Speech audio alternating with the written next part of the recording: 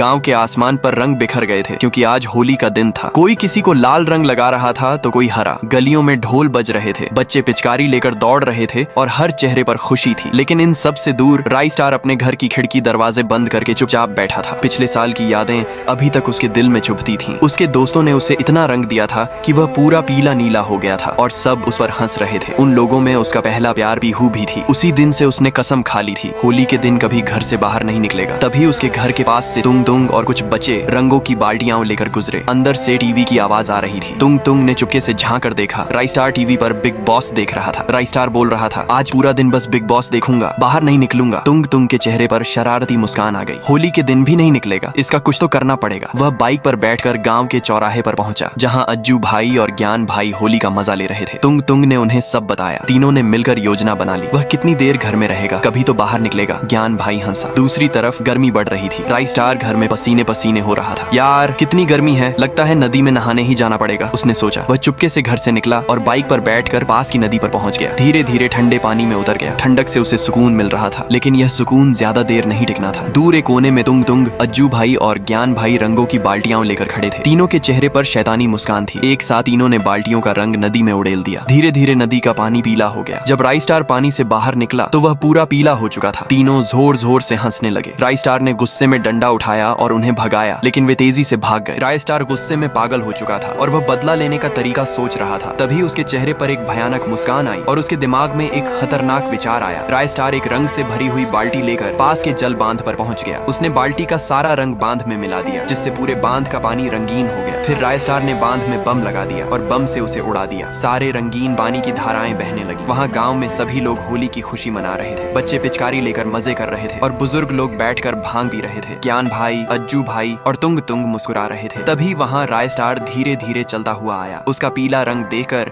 गांव के सभी लोग उस पर पागलों की तरह हंस रहे थे, लेकिन राय स्टार उदास होने के बजाय हल्का सा मुस्कुरा कर बोला, बुरा मत मानो, होली है। उसके यह कहते ही गाँव में रंगों की बाढ़ आ गई, जिससे पूरा गाँव रंगों में डूब गया और सभी लोग राय स्टार की तरह रंगीन हो गए। एक कोने में खड़ा राय स्टार जोर जोर से हंस रहा था। तभी गुस्से में तुंग तुंग उसके पास आया और भांग का एक गिलास उसकी ओर बढ़ाकर बोला, हैप्पी होली मेरे दोस्त। राय स्टार ने भांग पी और तुंग तुंग को गुलाल लगा दिया। तुंग तुंग ने भी उसे रंग लगा दिया और दोनों खुश थे। तभी वहाँ राय स्टार का पहला प्यार भी हुआ। उसे देखकर राय स्टार का दिल जोर जोर से धड़कने लगा। तभी तुंग तुंग ने उससे कहा, यही मौका है मेरे दोस्त। राय स्टार हल्का सा मुस्कुराया और पास पड़ी मेज से गुलाल उठाकर पीहू के गालों पर लगा दिया और कहा, हैप्पी होली। पीहू ने भी उसे रंग लगा दिया। अब पूरा गाँव रंगों में खोया हुआ था। इस होली रंगों के साथ खुशियां भी बांटी गई। हैप्पी होली।